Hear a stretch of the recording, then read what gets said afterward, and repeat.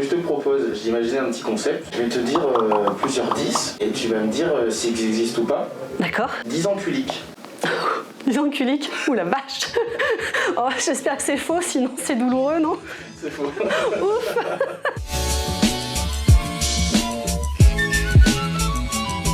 Bonjour, je suis Anne Mial et je viens vous parler de mon métier de graphopédagogue sur En Vrai.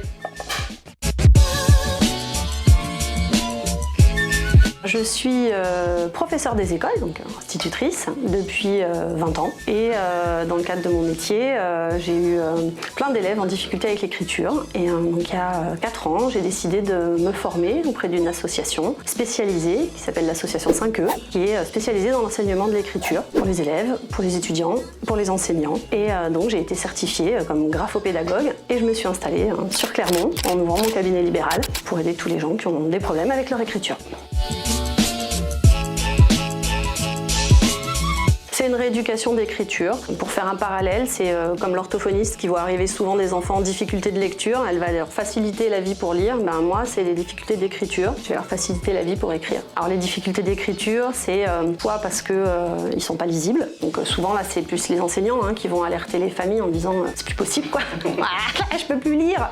Voilà, c'est aussi des réflexions beaucoup sur applique-toi ou même si c'est de moins en moins parce qu'on est quand même plus sympa les instits, des pages déchirées. Ils recommencent. Sauf que ça règle pas le problème. Après, c'est des enfants qui ont mal quand ils écrivent, parce qu'ils prennent des postures, des choses qui font qu'ils sollicitent trop leurs tendons, trop leurs muscles, et ils finissent par avoir des crampes. Et puis sinon, on a le problème de lenteur, voilà, où ils n'ont pas le temps de prendre leur cours, et que c'est sympa de passer ses récrés à finir, mais il y a un moment où il faut que tu sois à l'heure, et puis le jour d'un examen, t'as pas de récré, quoi. Donc nous, on part de là et on travaille pour tout remettre en place, en fait, pour que tout roule le mieux possible.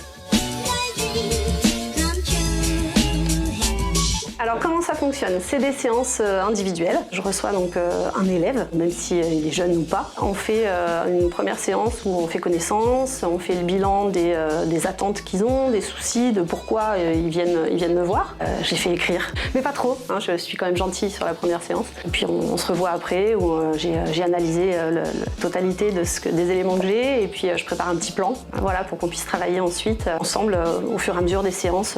On se voit une fois par mois environ. Entre les deux, il faut qu'ils bossent à la maison parce que c'est un travail de répétition. Je dis souvent que l'écriture, c'est comme un sport. Parce qu'effectivement, il faut un entraîneur, c'est moi. Il faut un grand sportif qui va suivre et qui va s'entraîner, répéter jusqu'à ce que ce soit acquis. Et puis pour les plus jeunes, il y a un parent qui reste avec nous parce qu'il faut un supporter, quoi.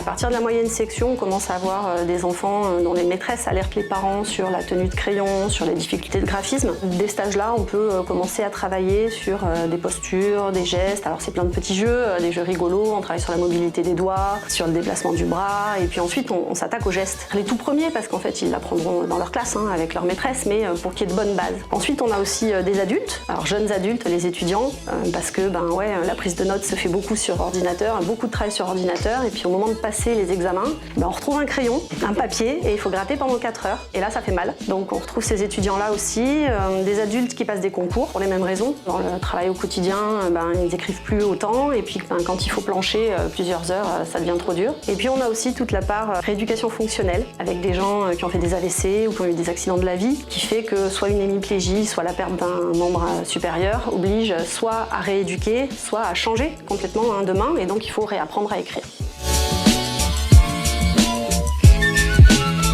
Pour le moment, je propose des formations soit sur des samedis par exemple où les enseignants vont venir s'inscrire librement pour améliorer leur pratique, soit j'ai des stages d'école en fait, donc c'est des écoles qui me contactent et je viens et je forme toute l'équipe sur place au repérage et aux premières bases pour éviter les gros soucis qui peuvent se créer et pour repérer plus facilement les difficultés. Alors on peut me joindre sur mon site, c'est www.lesgestesdeslettres.fr. On peut me suivre sur Facebook, sur Instagram. Puis sinon, on peut me téléphoner effectivement. Je te remercie.